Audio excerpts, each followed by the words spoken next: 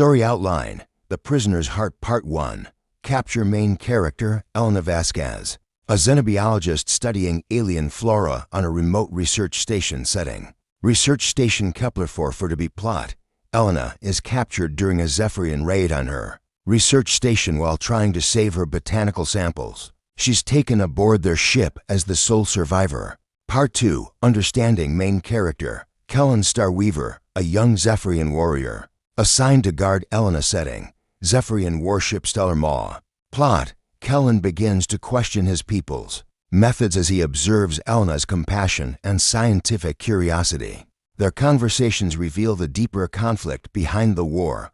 Part 3. Discovery main character, Elder Nyx Dreamcatcher, an aging Zephrian scholar and Kellen's mentor setting. Zephrian homeworld Ethermore plot: Elena is brought before the Zephrian Council. Nyx recognizes Elena's research could solve their dying planet's ecological crisis, creating tension between military and scientific factions. Part 4. Choice main character, Elena Vasquez returning focus setting, Sacred Grove of Ethermore. Plot: Elena must choose between escaping to warn Earth or staying to help heal the Zephrian world. Her decision is complicated by her growing feelings for Kellen and the moral complexity of the situation. Part 5.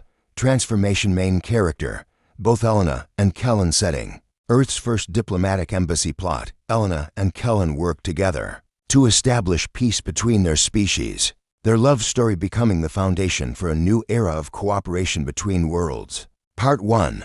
Capture morning mist clung to the crystalline formations surrounding research station Kepler-4 for to be like gossamer threads, creating an ethereal landscape that never failed to take Elena's breath away. She pressed her palm against the observation deck's viewport, watching the twin suns of the Kepler system paint the alien sky in shades of amber and rose. 3 years she'd been stationed on this remote world, and still the beauty of it made her heart race.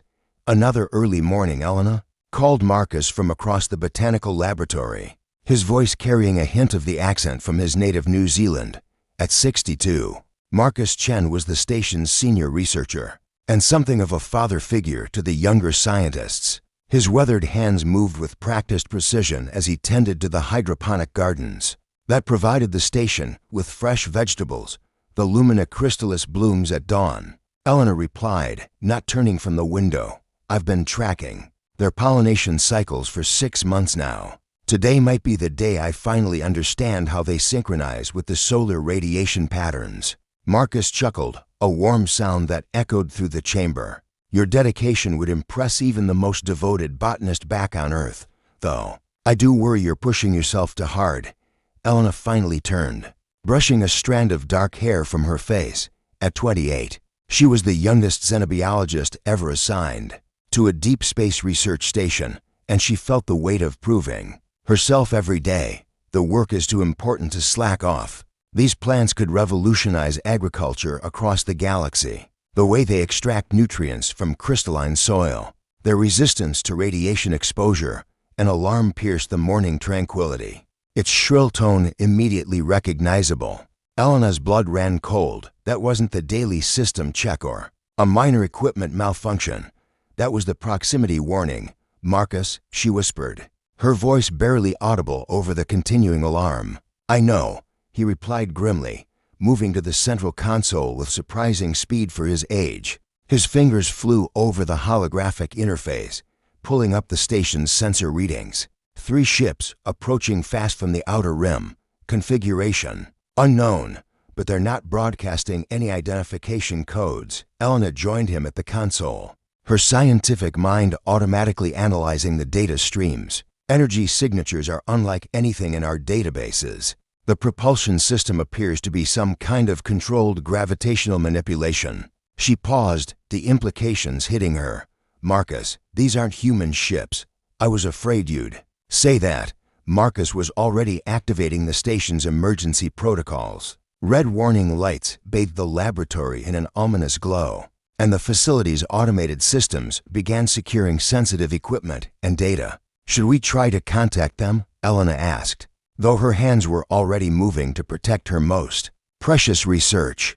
The samples she'd collected from the Lumina crystallis represented months of careful work. if first contact with an alien species was about to occur. She wanted to ensure that humanity's scientific achievements were preserved. The communication array is already broadcasting standard peaceful greeting protocols in over 200 languages and mathematical sequences, Marcus replied, his eyes never leaving the sensor readings. They're not responding. The station shuddered as something massive passed overhead. Through the transparent aluminum ceiling, Elena caught a glimpse of sleek, organic-looking vessels that seemed to shift color like oil on water.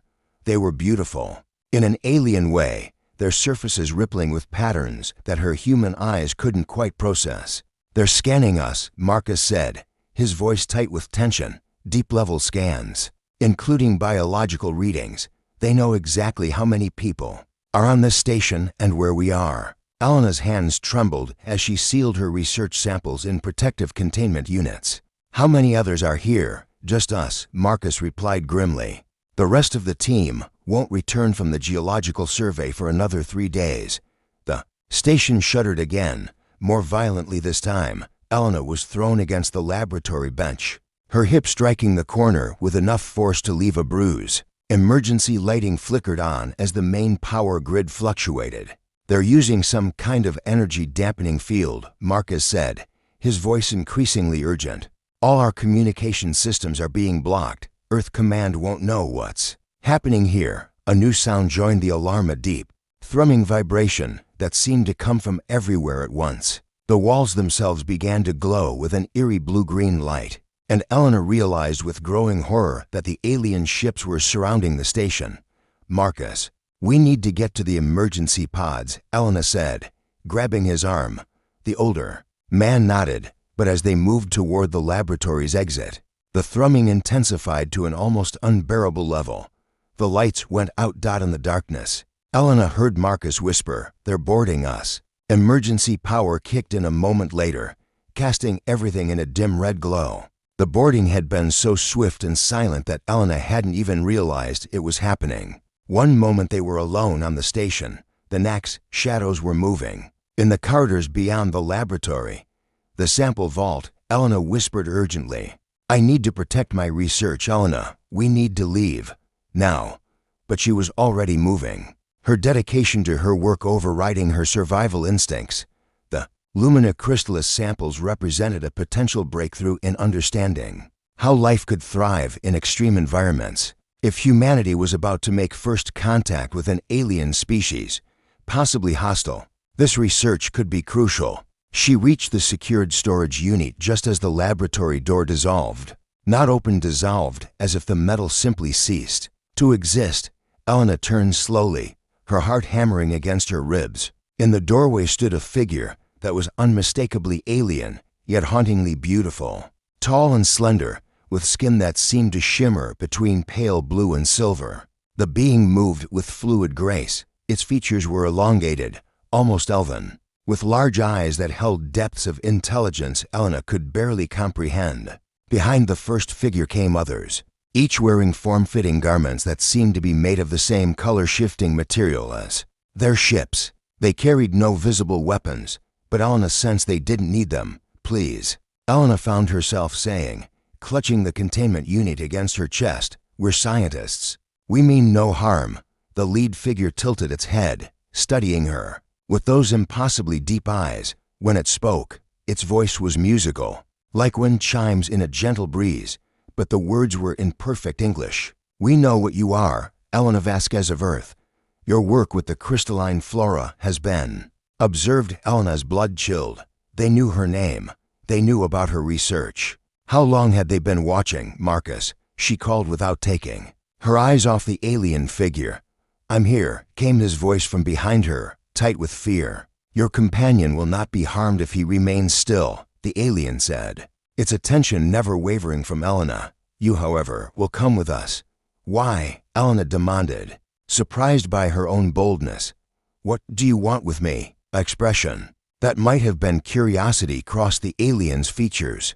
"Your species fascinates us with its contradictions. You destroy worlds, yet you also seek to understand and preserve life. You wage wars, yet individuals like you dedicate themselves to creation rather than destruction." The alien stepped closer, and Elena caught a scent like ozone and starlight. You will help us understand this paradox, and if I refuse, then your station, your research, and your companion will be reduced to their component atoms. The choice, as your people say, is yours. Elena looked back at Marcus, seeing her own fear reflected in his eyes, but she also saw something else understanding. He knew, as she did, that there was really no choice at all. My research, she said, holding up the containment unit. Will you allow me to bring it? Your dedication. Part 2. Understanding the interior of the Zephrian vessel defied every preconception Elena had about spacecraft design. Instead of sterile metal corridors and harsh artificial lighting, she found herself walking through what seemed like a living organism. The walls pulsed gently with bioluminescent patterns, and the floor beneath her feet had the texture of polished wood. Though it was clearly something far more advanced, the air carried the scent of rain and growing things, making her feel as though she were walking through an alien forest rather than a spaceship. Her escort had been silent since they left the research station, their movements fluid and purposeful. Elena clutched her research samples tighter, the familiar weight of the containment unit providing some small comfort in this surreal situation. Through translucent sections of the ship's hull, she could see the stars wheeling slowly as they moved away from Kepler 4 to be, away from everything she'd known. They stopped before what appeared to be a simple wall. The lead alien, Elena still didn't know what to call them, placed a palm against the surface, and an opening appeared, revealing a chamber beyond. Your quarters, the alien said, those musical tones somehow conveying both authority and something that might have been kindness. You will not be harmed, Elena Vasquez. Consider yourself a guest who can't leave. Elena replied, stepping into the room. It was larger than she'd expected, with surfaces that seemed to shift between different textures and colors. A bed-like structure emerged from the floor as she watched, adapting its shape to what she imagined would be human proportions. Freedom is a complex concept, the alien replied. You are free to pursue your research, to explore certain areas of this vessel, to interact with members of our crew. You are not free to return to your people. Not yet. The opening sealed behind the alien, leaving Elena alone with her thoughts and her fears. She set the containment unit carefully on a surface that formed itself into a table. As she approached it, then sank onto the bed, the material adjusted to support her perfectly, somehow sensing exactly what her body needed. For the first time since the capture, she allowed herself to cry. Hours passed, or what felt like hours, in a place where time seemed to flow differently. Elena had examined every surface of her quarters, finding that the room responded to her needs almost intuitively. When she grew thirsty, a section of the wall provided what tasted like the purest water she'd ever drunk. When she grew hungry, another section offered something that looked like fruit, but tasted like perfectly prepared human food. She was testing the responsiveness of the wall surfaces when the opening reappeared. This time, a different figure entered, younger than her original captor, with the same ethereal beauty, but something more approachable in their demeanor. I am Kellen, the newcomer said, their voice carrying the same musical quality, but with warmer tones. I have been assigned as the closest translation would be guardian. Elena studied him, and she was somehow certain Kellen was male, though she couldn't say why. He was tall like the others, but his movements carried a hint of uncertainty. That made him seem less alien, more relatable. Guardian, Elena repeated. Like a prison guard? Like a protector, Kellen corrected, stepping further into the room. There are those among my people who view your species with suspicion. My role is to ensure your safety and to facilitate understanding between us. Understanding, Elena said, settling back onto the bed. Your leader mentioned that. What exactly do you want to understand about humanity? Kellen's large eyes, a swirling mixture of blues and silvers, fixed on her with genuine curiosity. Everything. Your capacity for both creation and destruction fascinates us. We have been observing human space expansion for several years now. Observing. Elena felt a chill. Spying. You mean learning? Kellen said simply. We needed to understand what manner of beings were spreading across the galaxy before we made contact. Elena leaned forward, her scientific curiosity overriding her fear. And what did you learn? Kellen was quiet for a long moment, his expression thoughtful. We learned that humans are perhaps the most contradictory species we have ever encountered. You wage wars over resources while simultaneously spending enormous amounts of those same resources. To preserve the beauty of a single flower, you destroy ecosystems on one world while dedicating your lives to understanding and protecting life on another. Like me, Elena realized, yes, your research station detected evidence of our observation drones months ago. But instead of reporting it to your military, you convinced your companion to classify it as unusual but natural phenomena. You chose scientific wonder over fear.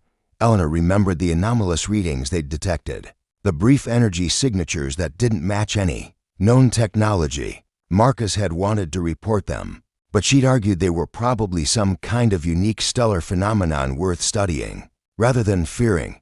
How do you know that? She asked. We were listening. Kellen admitted, we needed to understand your motivations, your character, before we acted.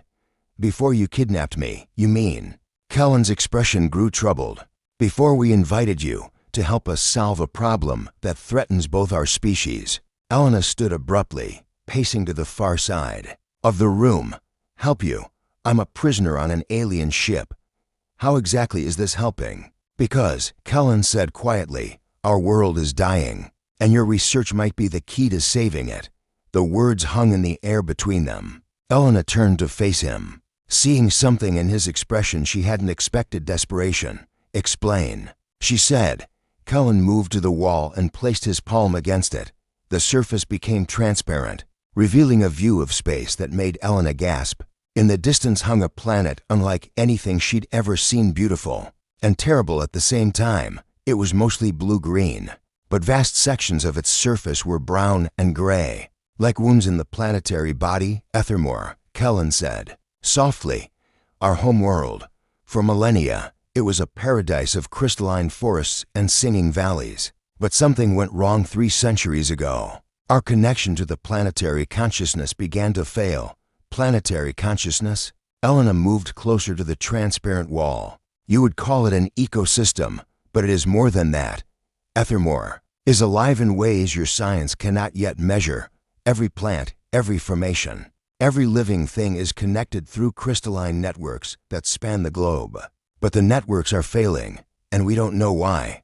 Elena stared at the wounded planet, her mind racing. The Lumina Crystallis, she whispered. Yes, Kellen said, turning to look at her. We detected similar crystal formations on your research world. Plants that seemed to communicate with each other, that responded to solar radiation in ways that suggested a form of distributed consciousness. You think my research could help heal your world? We hope so. Kellen's voice carried a weight of emotion that made Elena's heart ache. Our greatest minds have studied the problem for generations. We have tried technological solutions, biological interventions, even attempts to artificially recreate the crystalline networks. Nothing has worked. But you think a human might succeed where your people have failed. We think a human mind, thinking in ways our people do not, might see solutions we cannot. Kellen moved closer to her, and Elena caught that same scent of ozone and starlight she'd noticed before. Your species approaches problems differently than we do. You see patterns where we see chaos, find order where we see randomness. Elena looked down at her containment unit, thinking of the months she'd spent studying the Lumina Crystallis, mapping their communication patterns, their response to environmental changes. The crystals on Kepler-4 she said slowly. They were adapting to solar fluctuations in real time. I thought it was just an evolutionary response, but what if it was something more? Kellen finished. What if they were thinking? Elena nodded, her excitement growing despite her circumstances. The synchronization patterns I observed, the way they seemed to anticipate solar events before they happened. I attributed it to some kind of quantum sensing mechanism. But if they were actually communicating with each other across planetary distances? She turned to Kellen, seeing hope kindling in his strange, beautiful eyes. I would need access to your planetary data, samples from your crystalline networks, detailed scans of the failing connections, all of which we can provide, Kellen said. But Elena, his voice grew serious. You must understand that not all of my people believe in this path. There are those who think the solution lies in conquest rather than cooperation. They believe that if we cannot save Ethermore, we should find new worlds to inhabit. Worlds like Earth, Elena realized with growing horror, Earth, and dozens of other human colonies that have been identified as suitable for our needs. Kellen's expression was pained. The debate in our council grows more heated with each passing day. Those who favor peace and cooperation are losing influence to those who advocate for survival. At any cost, Elena sank back onto the bed, overwhelmed by the implications. So I'm not just a prisoner. I'm a potential solution to a war that hasn't started yet. You are a bridge, Kellen corrected gently, between our species, between different ways of thinking, between destruction and healing. They stood in silence for a moment, both contemplating the weight of what had been revealed. Finally, Elena spoke. If I... Part 3. Discoverith Council Chamber of Ethermore rose from the planet's surface, like a living mountain, its crystalline spires reaching toward the twin moons that cast everything in an ethereal, silver-blue light. Elena pressed her face against the viewport of the transport vessel, watching in awe as they descended toward the ancient structure. Even from a distance, she could see that something was terribly wrong. Where the crystal formations should have been singing with light, vast sections remained dark and lifeless. The singing spires haven't produced harmonics in over 50 years, Kellen said softly beside her. During the 3-week journey to Ethermore, he had become more than just her guardian. He had become her guide to understanding Zephrian culture, and she had found herself looking forward to their daily conversations with an intensity that surprised her. Harmonics, Elena asked, though she had learned enough about Zephrian society to suspect the answer. The crystals would resonate with the planetary consciousness, creating music that could be heard across continents. My grandmother used to tell stories of nights when the entire world would sing together. His voice carried a sadness that made Elena's heart ache. The transport settled onto a landing platform with barely a whisper of displaced air. Elena gathered her research materials, including several samples from both Kepler-4 and the ship's own biolaboratory, where she had spent countless hours analyzing Zephrian crystal fragments.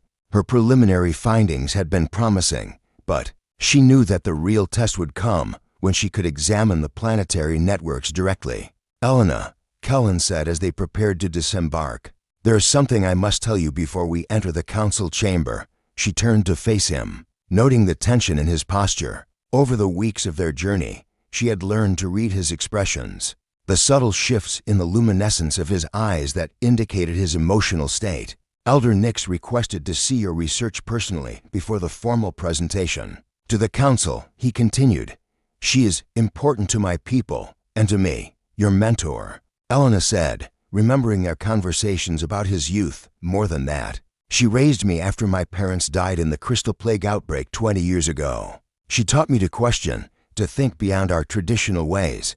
Kellen paused. She also taught me that sometimes the greatest wisdom comes from unexpected sources. Elena nodded, understanding the subtext. Elder Nix was likely one of the few supporters their research had within the Zephrian hierarchy. They disembarked into a world that took Elena's breath away despite its obvious suffering. The air itself seemed to shimmer with residual energy, and she could hear a faint humming that seemed to come from the ground beneath her feet. The architecture was unlike anything human engineers had ever conceived. Organic curves that flowed seamlessly into crystalline structures, buildings that seemed to have grown rather than been constructed. But everywhere she looked, Elena could see the signs of decay. Crystal formations that should have been vibrant and alive stood dull and cracked. Gardens of what Kellen called thought flowers, plants that supposedly responded to the mental states of those around them, drooped lifeless and gray. It's worse than I imagined, Elena whispered. The damage accelerates, Kellen replied grimly. Each year brings more darkness, more silence. Some of our scientists estimate we have perhaps a decade before the planetary consciousness dies completely. They were met at the entrance to the council chamber by a figure that commanded immediate attention. Elder Nix was ancient even by Zephrian standards, her skin bearing a network of silver lines that Elena realized were not age marks, but rather conduits for crystalline energy. Her eyes held depths that spoke of centuries of accumulated wisdom and sorrow. "So," Elder Nyx said, her voice carrying harmonics that seemed to resonate in Elena's bones, "you are the human who believes she can heal what our greatest minds have failed to understand." Elena straightened, meeting the elder's gaze directly. "I'm a scientist who has spent her career studying how life adapts to extreme conditions. I don't claim to have answers, but I might have a different perspective." A smile flickered across Elder Nyx's features. "Kellen has spoken of your directness. It is refreshing." She gestured toward a side chamber. "Come, show me what you have discovered." The private chamber was smaller than Elena expected, its walls lined with what appeared to be living crystal formations. As they entered, the crystals began to glow softly, responding to their presence. "These still function," Elena observed with excitement. "Barely," Elder Nyx replied, "and only in small, isolated networks. We have preserved a few such chambers throughout Ethermore, but they cannot reconnect to the larger planetary consciousness." Elena set her equipment on a central platform and began activating her displays. Three-dimensional holographic models filled the air, molecular structures, energy flow diagrams, comparative analysis between the failing Zephrian crystals, and the thriving formations on Kepler-4 "Your crystals aren't dying," Elena said without preamble. "They're suffering from a form of quantum isolation." Elder Nyx leaned forward, her ancient eyes suddenly sharp with interest. "Explain." "The crystalline networks on Ethermore were designed to function as a quantum-entangled consciousness, a planetary brain, if you will. But quantum entanglement is fragile. It can be disrupted by various factors." Elena manipulated the holographic display, highlighting specific molecular structures. "I found trace elements in your failing crystals that shouldn't be there. Compounds that suggest external interference." "External interference?" Kellen stepped closer to the display. "You mean something attacked our planetary consciousness?" "Not attacked exactly," Elena corrected. "More like infected. These compounds act like quantum static, disrupting the entanglement patterns that allow your crystals to communicate across vast distances." Elder Nyx was studying the molecular diagrams with the intensity of someone who understood far more than she was letting on. "And you believe you know the source of this?" "Infection," Elena nodded grimly. "Industrial pollution from early space development. Your people's first experiments with faster-than-light travel used quantum tunneling technology that left residual quantum disturbances in local space over centuries. These disturbances accumulated in your planetary atmosphere and gradually infiltrated the crystal networks." The chamber fell silent except for the soft humming of the preserved crystals. Elder Nyx straightened slowly, her expression unreadable. "You are saying," she said carefully, "that we poisoned ourselves. Your ancestors couldn't have known," Elena said quickly. "The interaction between quantum tunneling residue and crystalline consciousness networks wasn't something anyone could have predicted. It's taken me weeks of analysis just to identify the connection. But can it be reversed?" Kellen asked, his voice tight with hope and fear. Elena gestured to another section of her display. "The lumina crystallis on Kepler-4 evolved natural quantum cleansing mechanisms. They can actually filter out quantum static and restore proper entanglement patterns. If we could introduce similar mechanisms into your planetary networks, genetic modification of our sacred crystals," Elder Nyx said flatly. "Biotechnological integration," Elena corrected. "We wouldn't be changing the fundamental nature of your crystals, just giving them the tools they need to heal themselves." Elder Nyx moved to one of the chamber's living crystal formations, placing her palm against its surface. The crystal's glow intensified, and Elena could have sworn she heard something like music in the air. The old songs spoke of a time when the crystals would sleep and dream dark dreams. The elder said softly. They also spoke of a voice from beyond the sky that would teach them to sing again. She turned back to Elena, her expression showing a mixture of hope and deep concern. "Your solution is elegant, human child, but implementing it would require the cooperation of our entire civilization. Every major crystal formation across Ethermore would need to be modified simultaneously, or the quantum static would simply recontaminate the cleaned networks." "How long would that take?" Elena asked. "Years," Kellen answered. "And that assumes the council agrees to the proposal. Which brings us to our immediate problem, Elder Nix said grimly. The military faction has grown increasingly impatient. General Thax has been advocating for immediate expansion into human space. He argues that it would be more efficient to relocate our people to healthy worlds than to spend decades attempting to heal Ethermore. Elena felt a chill run down her spine. How much support does he have? More than I would like, Elder Nix admitted. Fear makes people desperate, and desperate people often choose simple solutions over complex ones. Conquest seems simpler than cooperation. A soft chime echoed through the chamber, and Elder Nix's expression grew serious. The council convenes. In 1 hour, Elena, you will have perhaps 15 minutes to present your findings before the debate begins. Choose your words carefully. The fate of 2 species may hang on. How well you can make our people understand that healing is possible. As they prepared to leave the chamber, Elena felt a gentle touch on her arm. Kellen's hand lingered there for a moment longer than necessary, and when she looked up at him, she saw something in his eyes that made her heart skip. Whatever happens in the council, he said softly, I want you to know that you. Part 4. Choiceth Council Chamber of Ethermore defied every expectation Elena had formed about alien governance.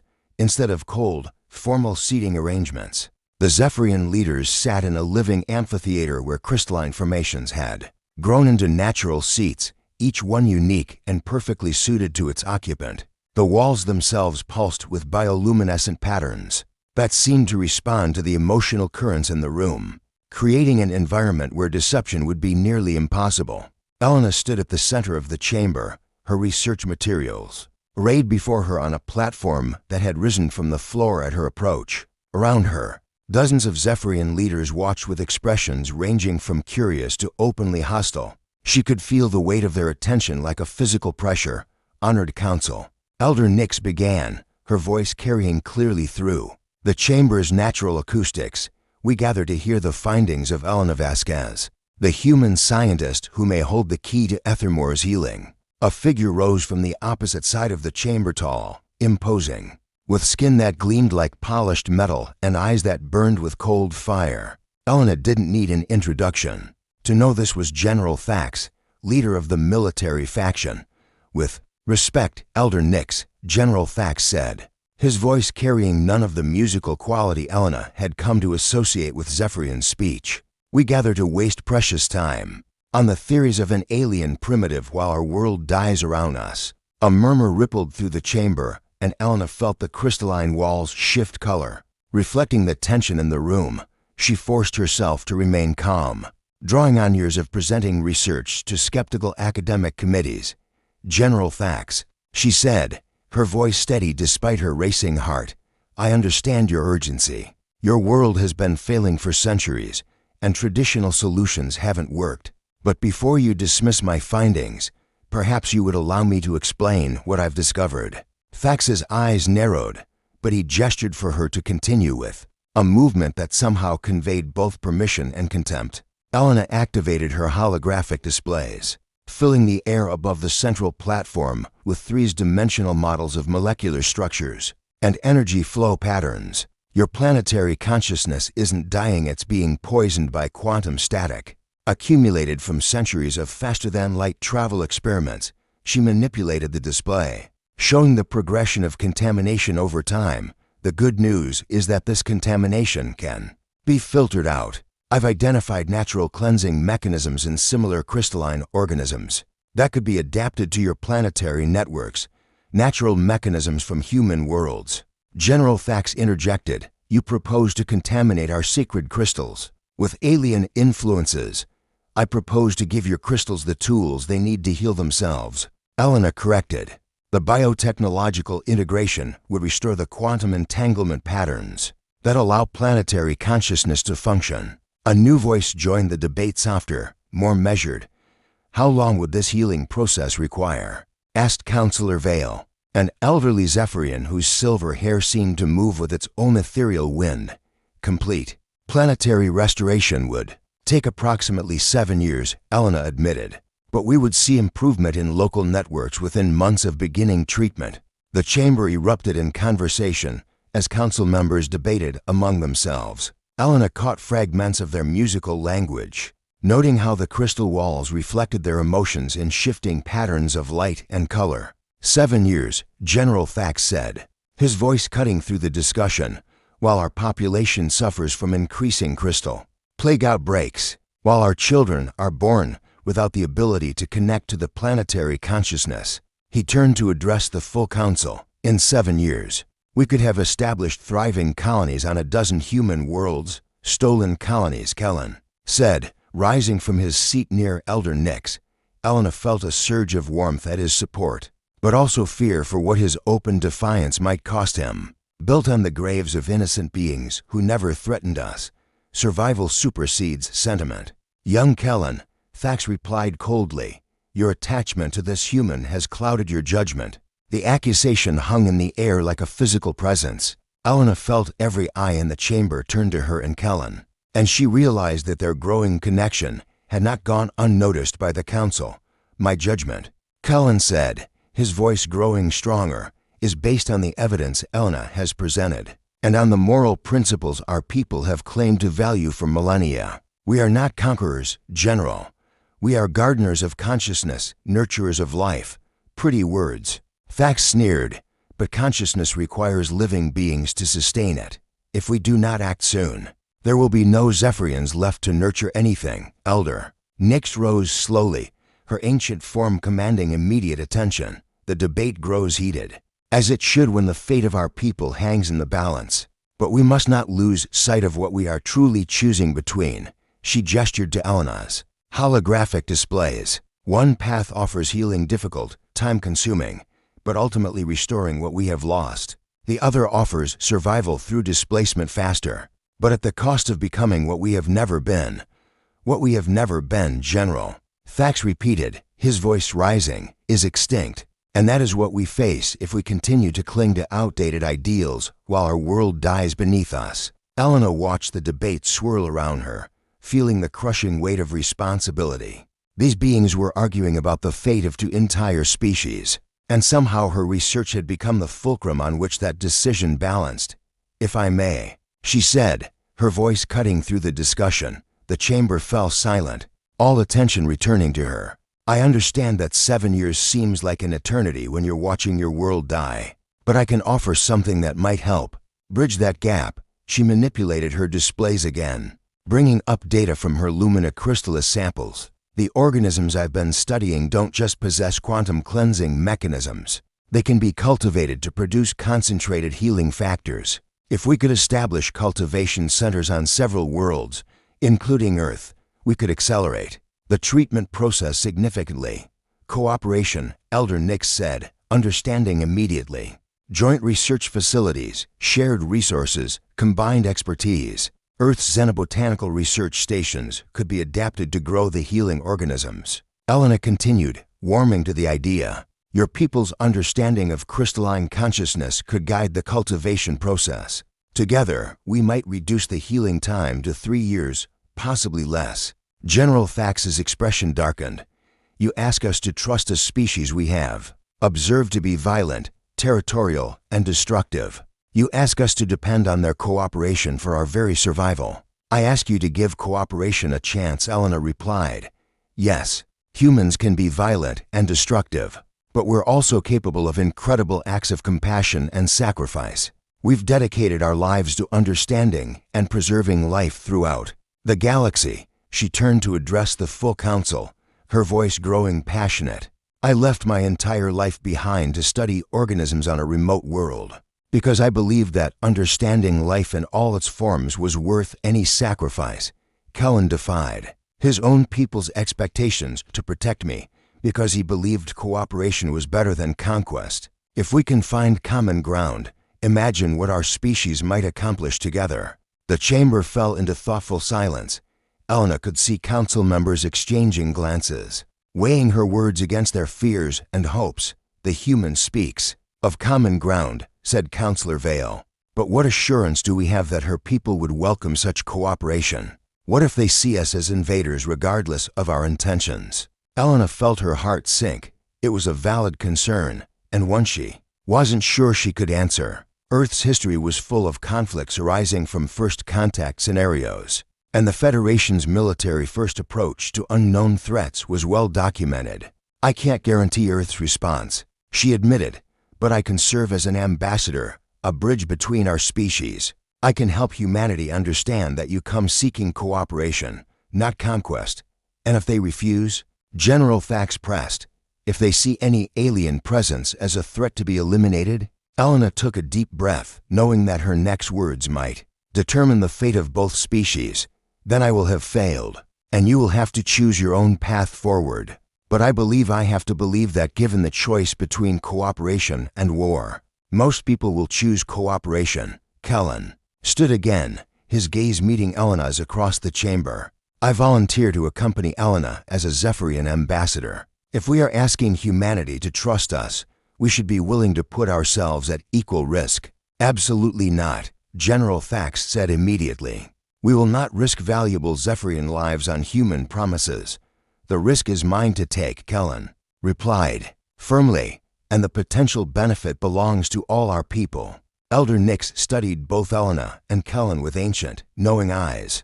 Perhaps, she said slowly, it is time for our people to remember that the greatest achievements often require the greatest courage. She moved to the center of the chamber, placing her hands on a crystalline formation that began to glow with soft, harmonious light. I call for a formal vote.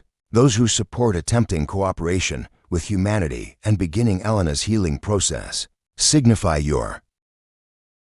The Federation Council chambers on Earth had never hosted a more unprecedented gathering. Elena stood before the assembled representatives of humanity's colonies, her heart pounding as she looked out at faces that ranged from curious to openly suspicious. Beside her, Kellen remained perfectly still, his Zephrian grace somehow making him appear both regal and vulnerable in the harsh artificial lighting that Earth's officials favored. It had been 6 months since their arrival on Earth, 6 months of careful negotiations, scientific demonstrations, and the gradual building of trust between two species that had never imagined they would need each other so desperately. Elena's hands trembled slightly as she activated the holographic display that would show the results of their joint research efforts.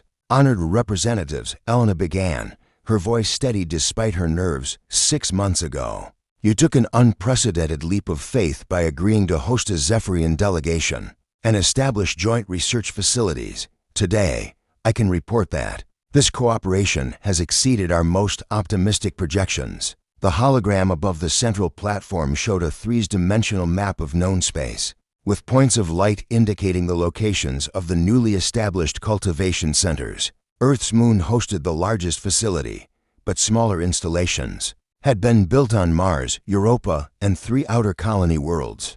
The Lumina crystallis organisms have adapted remarkably well to artificial cultivation. Elena continued, manipulating the display to show molecular-level data. Working with Zephrian biotechnology, we've been able to increase their quantum cleansing efficiency by over 300%. Ambassador Chen, representing the Asian coalition, leaned forward in her seat. Dr. Vasquez, while these scientific achievements are impressive, many of my constituents remain concerned about the long-term implications of this alliance. How can we be certain that the Zephrians won't view our cooperation as an opportunity to study our defenses? Before Elena could respond, Cullen stepped forward. His English had become flawless over the past months, though he retained the musical undertones that marked his alien heritage. Honored Ambassador Chen, I understand your concerns. They mirror those expressed by many of my own people, who worry that humans might use our shared knowledge against us. He gestured to the holographic display, which shifted to show real-time feeds from Ethermore. But consider what we have chosen to share. The quantum cleansing technology that could heal my world could just as easily be weaponized to disrupt human quantum communications. Yet we offer it freely because we have learned that trust must be demonstrated, not merely declared. Elena watched the faces around the chamber, seeing the subtle shifts in expression that indicated Kellen's words were having an effect. Over the months of their partnership, she had come to admire not just his intelligence and compassion, but his remarkable ability to find common ground between radically different perspectives. Furthermore, Cullen continued, the healing of Ethermore has already begun. Local crystal networks are showing renewed activity, and for the first time in generations, Zephrian children are being born with full consciousness connection capabilities. His voice carried a note of wonder that made Elena's heart ache with shared joy. This would not have been possible without human cooperation.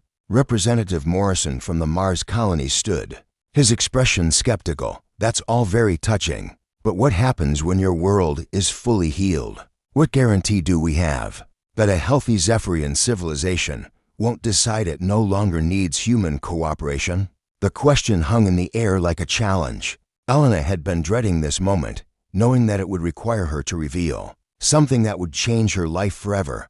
Actually, Representative Morrison, she said, her voice growing stronger, that brings me to the final item on today's agenda. She exchanged a glance with Cullen, seeing in his eyes the same mixture of hope and nervous anticipation she felt. Elena activated a new section of the holographic display, showing architectural plans and cultural integration studies. The joint research facilities have been so successful that both governments have agreed to expand the program. We're proposing the establishment of permanent cooperative settlements communities where humans and Zephrians can live and work together on a long-term basis. A murmur of surprise rippled through the chamber. Elena pressed on, knowing she had to make her case before objections could solidify. These wouldn't be temporary research installations, but actual cities designed to accommodate both species' needs. The first settlement would be established on Luna 3, with others to follow as the program proves successful. Ambassador Chen frowned. Dr. Vasquez, are you proposing actual integration of our species? Shared governance, intermingled populations? I'm proposing something unprecedented in galactic history, Elena replied. True cooperation between species, not just trade agreements or non-aggression pacts, but genuine partnership in building something neither species could achieve alone. The chamber erupted in conversation as representatives debated among themselves. Elena could hear fragments of heated discussion in a dozen languages. See the body language that indicated deep divisions of opinion. Representative Morrison's voice cut through the noise. Dr. Vasquez, forgive me for being blunt, but there are rumors that your advocacy for this program is personally motivated. Is it true that you've formed a romantic attachment to the Zephrian? Ambassador, Elena felt her cheeks burn, but she held Morrison's gaze steadily. Representative Morrison, my professional judgment is based on scientific evidence and observed results. However, you're correct that my relationship with Cullen has given me insights into Zephrian culture and psychology that have proven invaluable to this project. She took a deep breath, knowing that what she said next would either strengthen her position or destroy it entirely. Yes, I've formed deep personal feelings for Cullen, and he for me. Our relationship has become a real-world demonstration that the barriers between our species aren't insurmountable. Cullen moved closer to her, his presence a source of strength and comfort. If I may address the chamber, he said formally, Elena and I never intended for our personal connection to become part of this discussion, but perhaps it serves as proof that cooperation between our species can extend beyond mere political necessity. He paused, his luminescent eyes reflecting the chamber's lights as he looked around at the assembled representatives. We have learned each other's languages, shared our cultures, found common ground in our hopes and dreams. If two individuals from species that had never met can build such understanding, imagine what entire civilizations might accomplish together. Ambassador Chen's expression had softened slightly. Mr. Cullen, what does your own government think of this personal development? A smile touched Cullen's features, an expression Elena had taught him, just as he had taught her to read the subtle luminescence patterns in Zephrian eyes. Elder Nix believes that love is the ultimate form of cooperation. General Thax has been less enthusiastic, but even he cannot argue with the results our partnership has achieved. Elena activated another section of the display, showing productivity statistics and cultural exchange data. The research facilities where humans and Zephrians work closely together have shown innovation rates 40% higher than single-species installations. When our people collaborate, we achieve things neither could accomplish alone. Representative Morrison leaned back in his chair, his expression thoughtful. Dr. Vasquez, if we approve this expanded cooperation program, would you be willing to serve as the first administrator of the Luna 3 settlement? Elena's heart skipped a beat. She had hoped for this opportunity, but hearing it offered formally made it suddenly real and terrifying. I would be honored to serve in that capacity. Yes, and you, Mr. Kellen, would you be willing to serve as co-administrator, representing Zephrian interests? I would. Kellen replied without hesitation, though I would prefer to think of it not as representing separate interests, but as building shared ones. The voting process took nearly an hour, with each representative formally registering their position. Elena found herself holding her breath as the results were tallied, knowing that this decision would determine not just the future of human-Zephrian relations, but her own personal future as well. The motion to establish expanded cooperative settlements passes by a vote of 47 to 33, announced the council president. Dr. Vasquez and Ambassador Kellen are hereby appointed as co-administrators of the Luna 3 settlement, with full authority to develop integration, protocols, and governance structures. Elena felt a surge of elation so intense it made her dizzy. Beside her, Kellen's eyes had brightened to their most luminescent, a sign of joy that only she would recognize. As the council session ended and representatives began filing out, Elena found herself momentarily alone with Kellen in the vast chamber. The holographic displays had been deactivated, leaving them standing in the soft light of Earth's sun, streaming through the chamber's transparent dome. "We did it," Elena whispered, hardly believing it was real. "We did," Kellen agreed, turning to face her fully. "Though I suspect Claude can make mistakes. Please double-check responses."